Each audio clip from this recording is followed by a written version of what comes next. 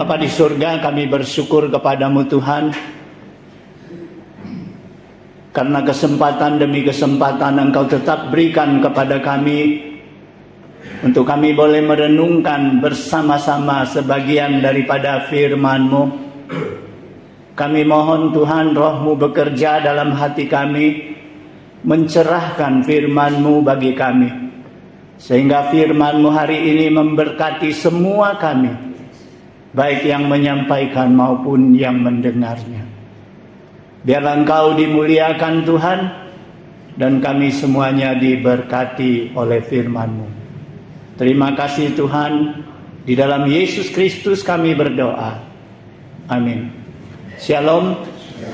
Jemaat yang saya kasihi di dalam Yesus Kristus, firman Tuhan hari ini sesuai dengan Almanak Gereja Metodis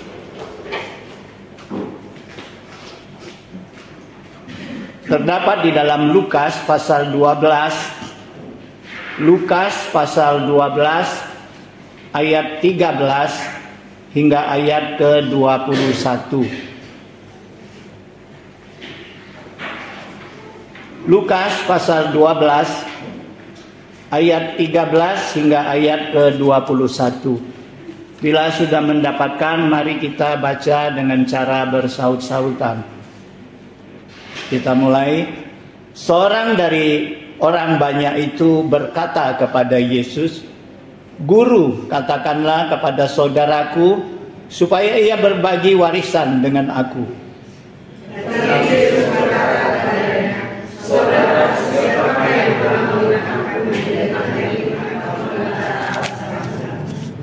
Katanya lagi kepada mereka, "Berjaga-jagalah dan waspadalah terhadap segala ketamakan, sebab walaupun seorang berlimpah-limpah hartanya, hidupnya tidaklah tergantung daripada kekayaannya itu."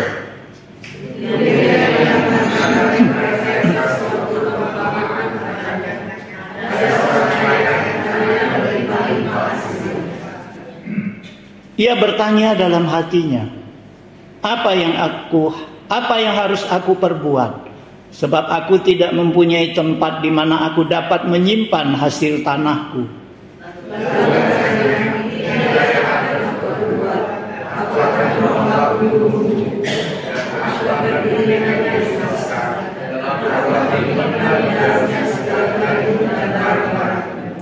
Sesudah itu aku akan berkata kepada jiwaku, "Jiwaku, ada padamu banyak barang, tertimbun untuk bertahun-tahun lamanya. Beristirahatlah, makanlah, minumlah, dan bersenang-senanglah."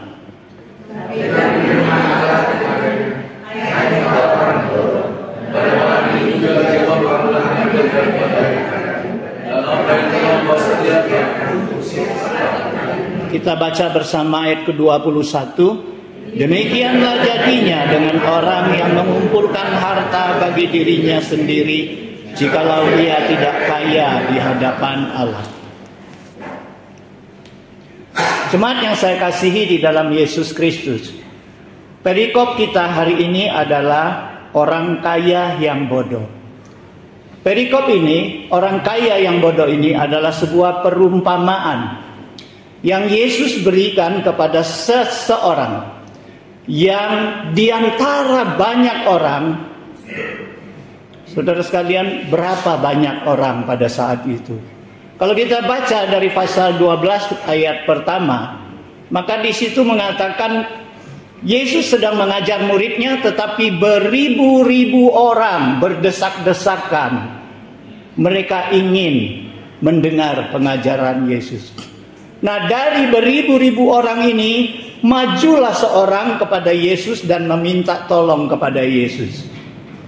Katanya, "Rabi, tolonglah, katakanlah kepada saudaraku supaya ia mau bagikan warisan kepadaku." Nah, saudara sekalian, apa jawab Yesus kepada orang yang minta tolong ini? Yesus katakan kepadanya, "Saudara, siapakah yang mengangkat aku menjadi hakim dan pengantaramu, pengantara engkau dan saudaramu?" Nah, dari jawaban Yesus ini kita mendapatkan kesan bahwa Yesus seolah-olah menolak permintaan tolong ini. Yesus seolah-olah mengatakan bahwa untuk menolong engkau dalam warisan itu adalah hak hakim, adalah hak rabi-rabi yang khusus sudah diberikan tugas untuk itu, bukan urusan aku. Saudara sekalian, memang Yesus tidak mau terlibat dengan urusan pribadi, apalagi menyangkut kepentingan pribadi. Namun saudara sekalian, apakah Yesus menolak penuh permintaan orang ini? Tidak. Karena di dalam Alkitab kita jarang bertemu dengan Yesus menolak permintaan tolong seseorang. Yesus tidak pernah mengecewakan kalau ada orang datang minta tolong kepadanya. Namun bagaimana Yesus menolong dia? Saudara sekalian, kita berbicara tentang warisan. Di dalam tradisi orang-orang masyarakat Yahudi, kalau warisan itu bagi anak sulung dapat 2 bagian, anak laki-laki yang lain hanya 1 bagian. Nah, ini adalah tradisi, ini adalah peraturan di dalam masyarakat orang Yahudi.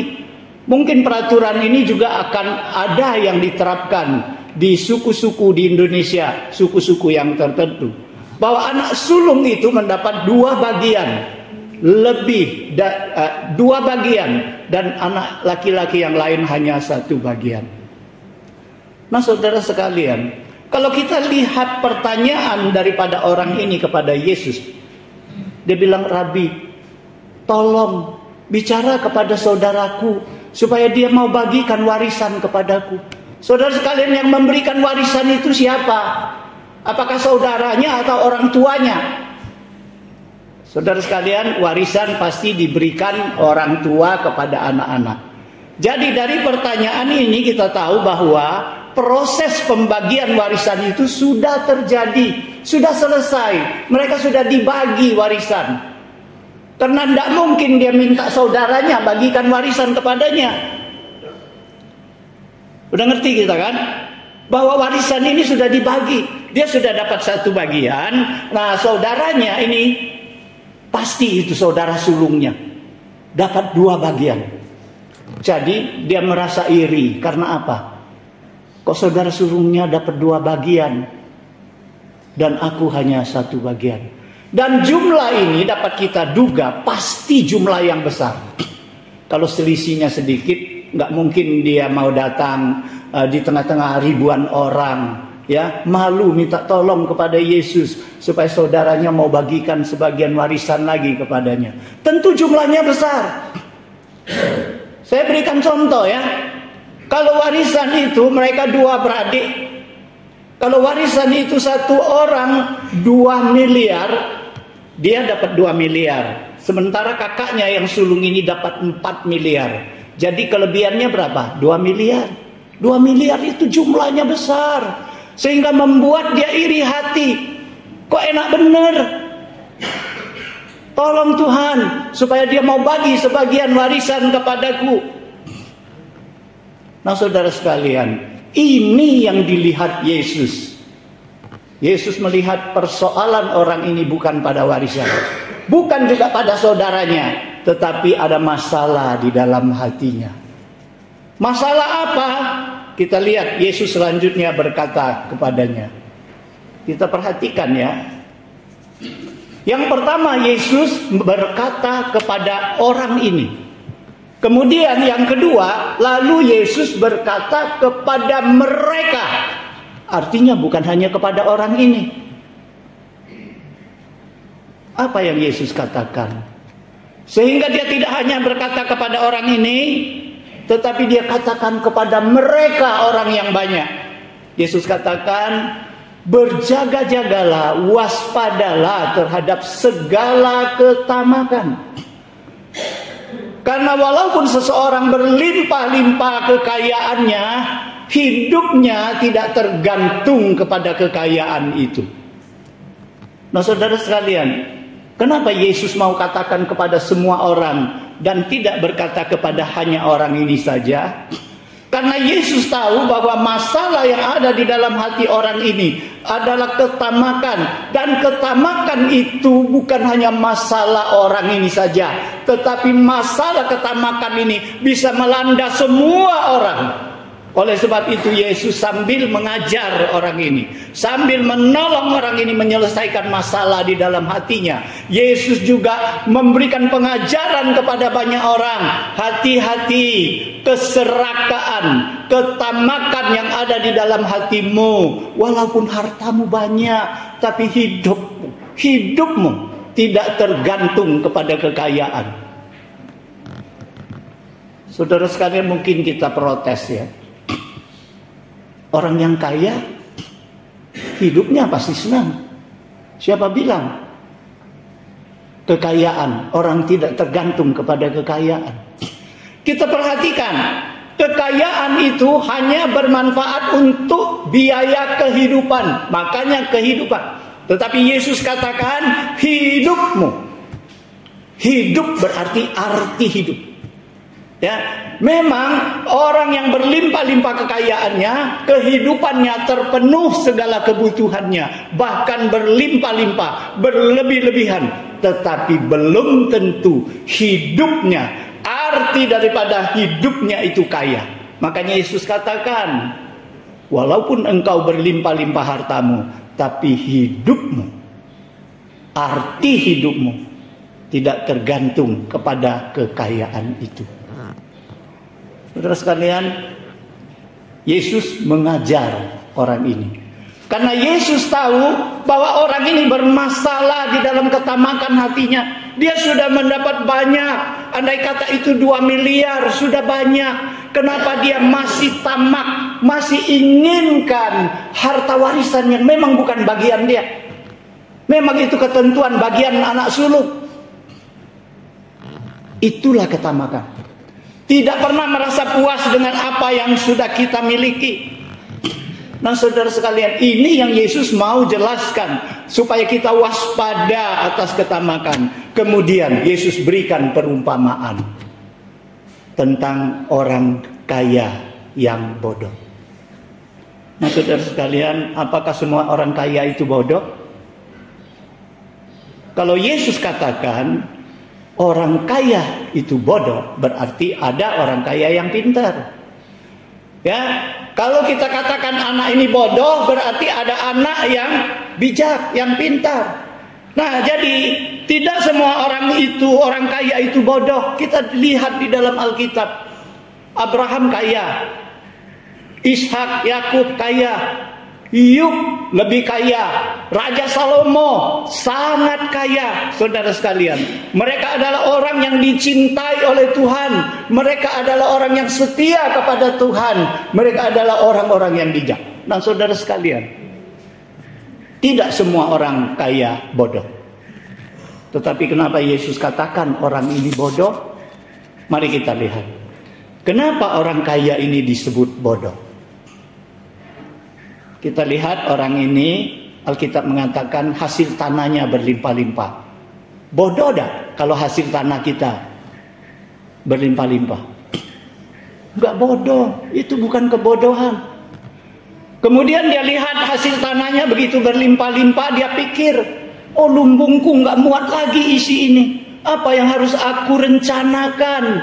Apa yang harus aku lakukan supaya dapat menyelamatkan hasil tanah ini? Supaya segala hasil itu dapat tertampung di dalam lumbung. Maka dia merencanakan rombak lumbung yang kecil itu, bikin besar, nggak cukup, bikin lagi lumbung yang baru. Ini bodoh nggak? Nggak bodoh. Bodohnya di mana? Bodohnya dia bikin rencana hanya untuk menyelamatkan hasil tanahnya.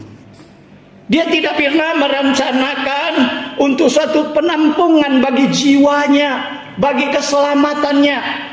Nah saudara sekalian, ini salah satu kebodohannya. Dia hanya menyediakan suatu tampungan untuk hal-hal harta yang sementara. Tetapi dia tidak pernah menyiapkan tempat kediaman, tempat berteduhnya jiwa dan keselamatannya untuk hidup yang akan datang.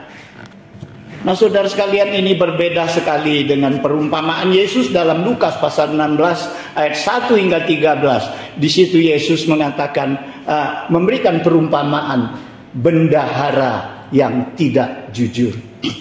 Saudara sekalian, nanti kalau saudara sekalian baca, saudara akan temukan. Ada seorang bendahara. Dia ini jadi bendahara tapi nggak jujur. Nggak jujur gimana? Dia boros-boroskan duit tuannya. Ketahuanlah oleh tuannya, dia dipanggil. Kau kupecat ya, tapi sebelum kau kupecat, bikin tanggung jawab dulu. Sudah itu kau berhenti dari pekerjaanmu.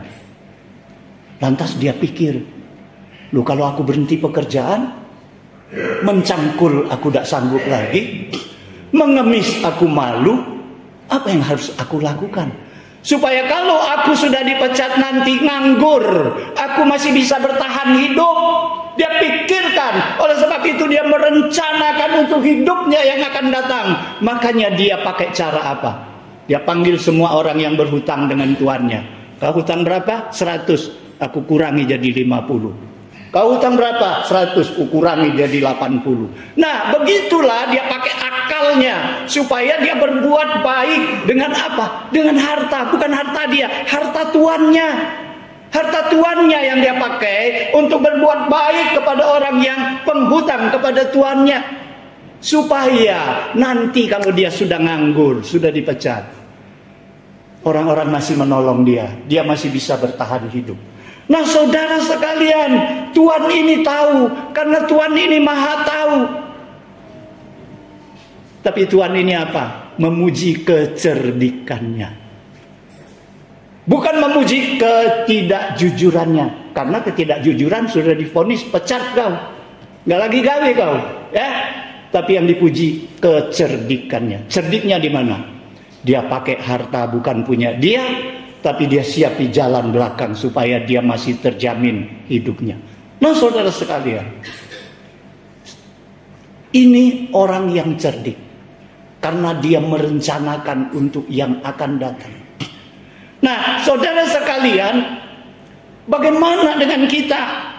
Kita orang yang percaya, kita setiap hari bekerja.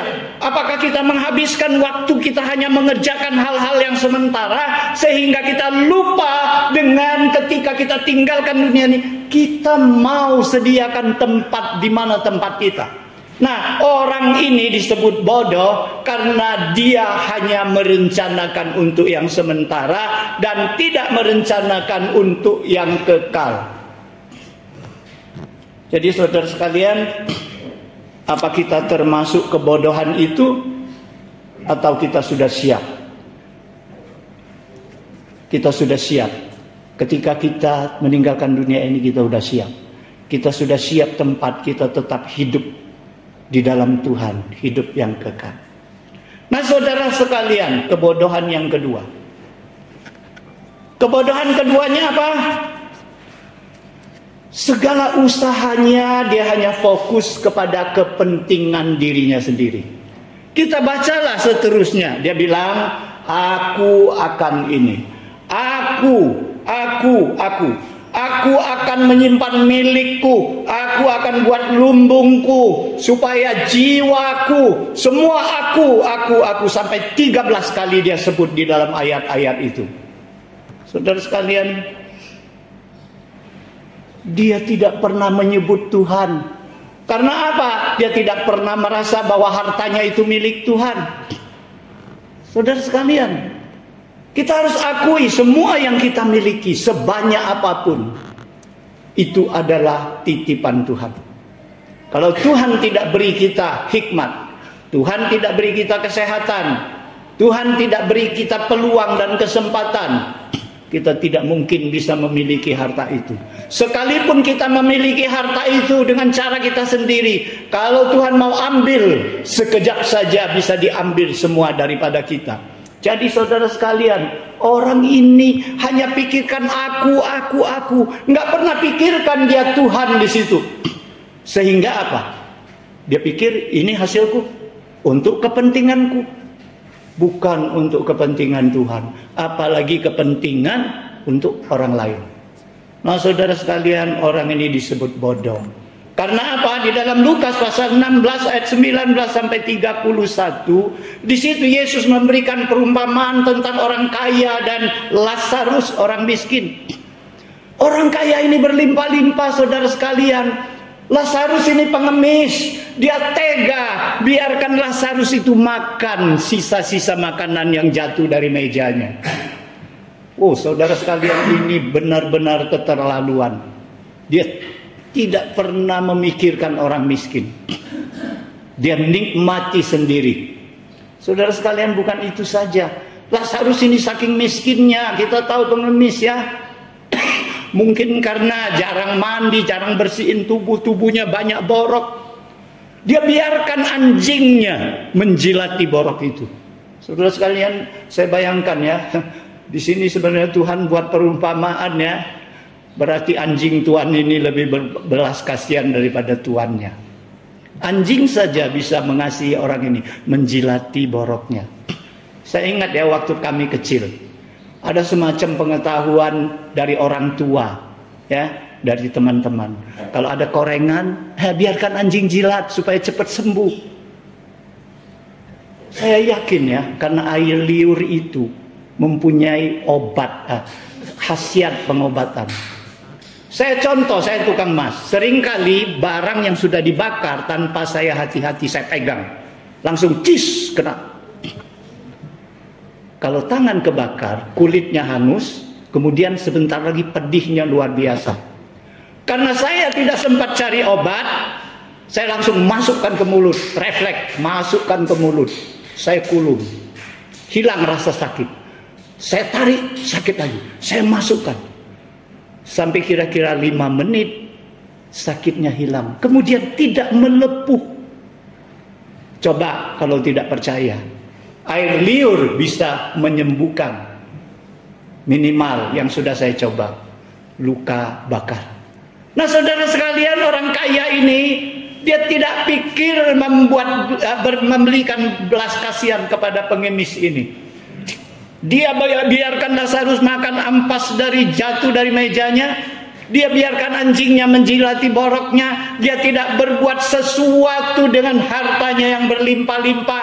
Akhirnya ketika dia mati, Alkitab mengatakan dia dijatuhkan ke alam maut yang menderita kepanasan di situ, menderita kehausan di situ. Sementara Lazarus ada di pangkuan Abraham.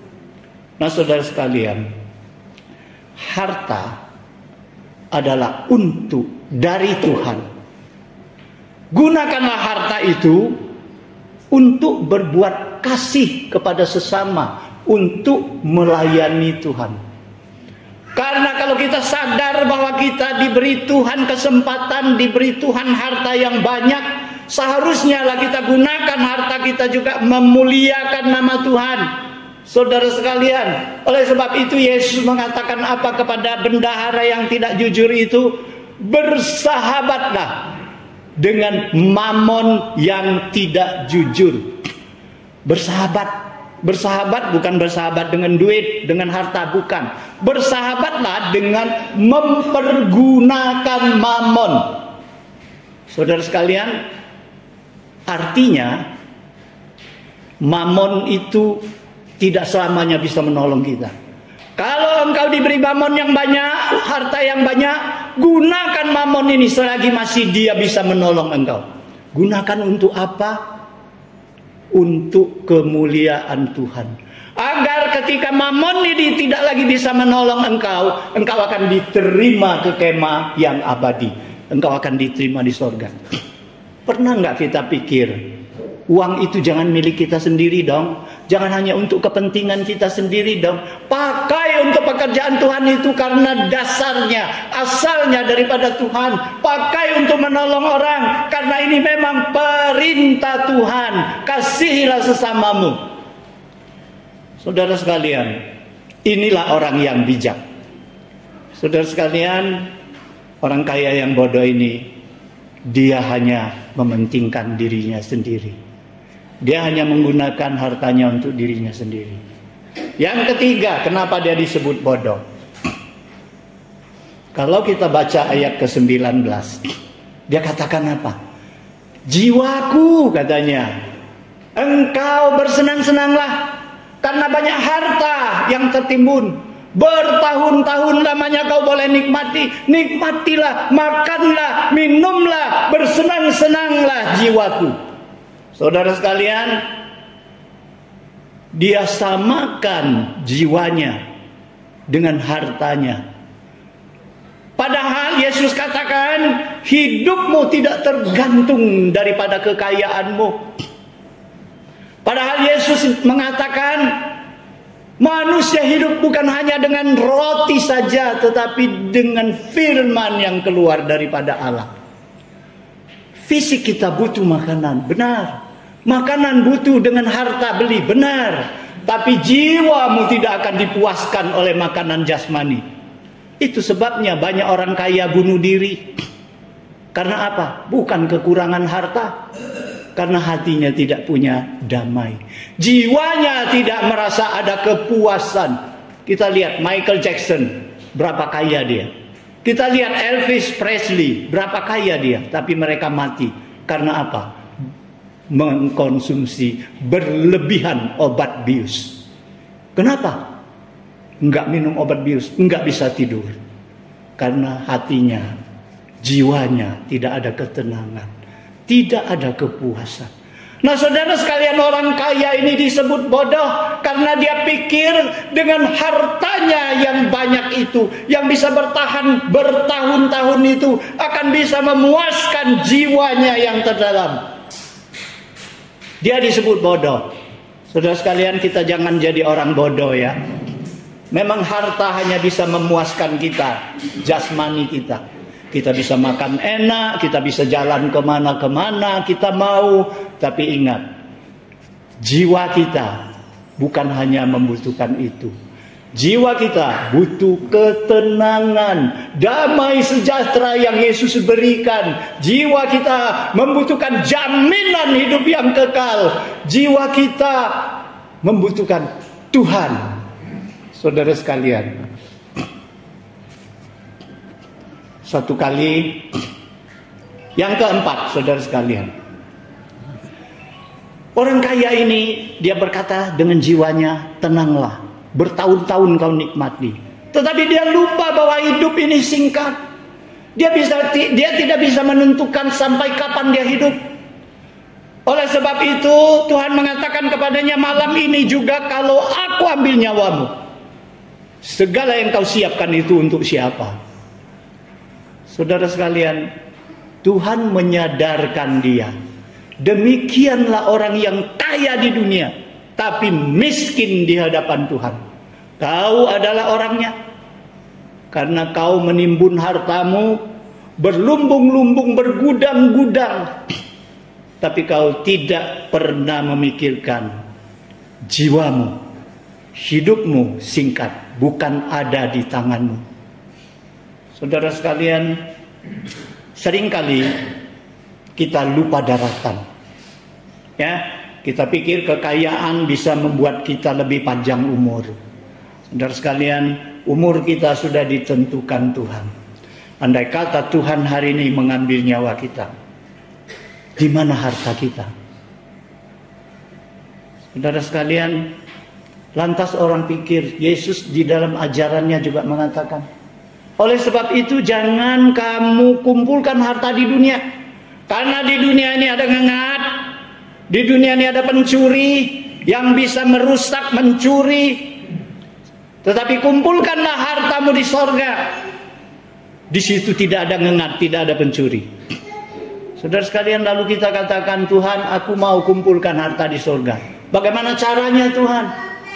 Ya, harta di dunia aku ada, tapi harta di sorga banyak. Bagaimana? Aku masih ragu-ragu. Apakah aku sudah memiliki harta di sorga itu? Saudara sekalian, ini ditanyakan oleh seorang muda yang kaya. Datang kepada Yesus pada suatu hari, dia katakan kepada Yesus, Guru, apa yang harus aku perbuat supaya aku mendapatkan hidup yang kekal? Yesus katakan apa? Dia berkata demikian berarti dia kaya, tapi dia belum ada kepuasan, belum ada jaminan hidup yang kekal. Oleh sebab itu dia datang. Yesus katakan kepadanya apa? Turuti semua Taurat, hukum Tuhan. Oh, itu sejak kecil sudah kulakukan Tuhan. Oh, kalau begitu, kalau kau mau sempurna, jual segala hartamu, berikan kepada orang miskin, kemudian kau ikut aku. Alkitab mengatakan apa? Orang muda yang ditinggalkan Tuhan dengan muka yang murung, dengan sedih hati dia tinggalkan Tuhan. Kenapa? Alkitab memberikan penjelasan. Karena dia sangat kaya, hartanya sangat banyak. Saudara sekalian, dia lebih sayang dengan hartanya daripada Tuhan. Saudara sekalian, kadang-kadang saya pikir Tuhan ini, Yesus ini kelewatan juga. Kelewatannya di mana? Jual segala milikmu. Waduh, kalau Tuhan bilang jual sebagian milikmu ya, masih masuk akal ya. Jual segala milik. Waduh, jadi dia nol dong hartanya. Saya pikir dengan logika saya, bagaimana dia mau? Ya, semua hartanya diberikan kepada Tuhan. Nol dong. Dengan keadaan nol itu ikut Tuhan. Waduh, dia pikir nanti dululah, pikir-pikir dulu. Nggak mungkin, nggak mungkin. Makanya Yesus katakan apa? Alangkah sulitnya orang kaya masuk surga, seperti unta mau masuk ke lubang jarum. Oh saudara sekalian, sulit orang kaya masuk surga. Karena apa? Karena mereka lebih pentingkan harta daripada Tuhan. Lantas apa jawabnya? Saya pikir firman Tuhan tidak mungkin salah. Apalagi Yesus, tidak mungkin dia berikan perintah yang salah. Jual segala milikmu. Nol kan?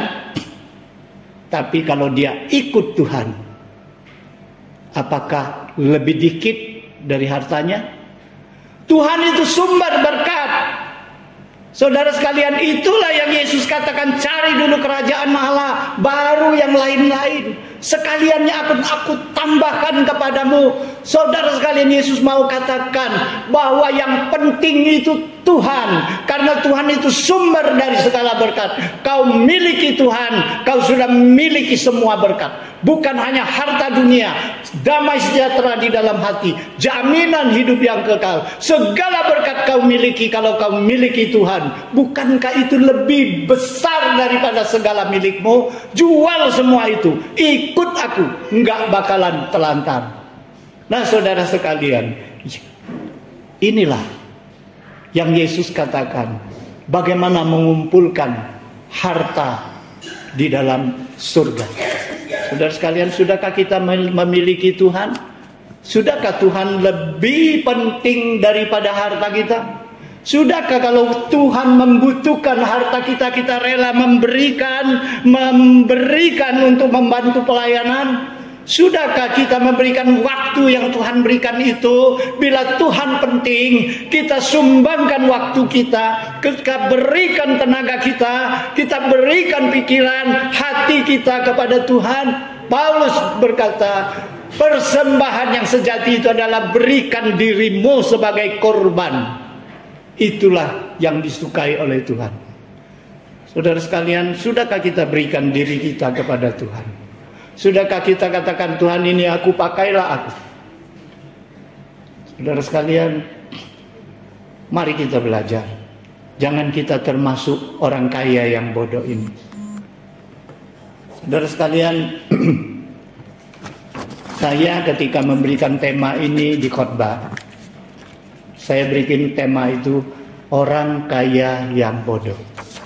Tapi lantas terakhir kemarin pagi fajar, ketika saya mengulangi firman Tuhan ini, saya pikir saya harus memberikan subtema, tema kedua. Waspadalah terhadap segala ketamakan. Kenapa saudara sekalian? Kita tahu bahwa ketamakan ini adalah alat dari iblis untuk menjatuhkan manusia. Tidak peduli dia itu manusia biasa, tidak peduli orang miskin, karena orang miskin ada yang tamak juga. Tidak peduli dia itu orang di dalam Tuhan. Iblis mau gunakan ketamakan ini untuk meracuni manusia sehingga mereka tinggalkan Tuhan.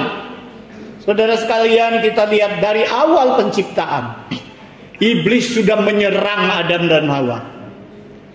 Karena Hawa tamak mau seperti Tuhan, Maha Kuasa dan Maha Tahu.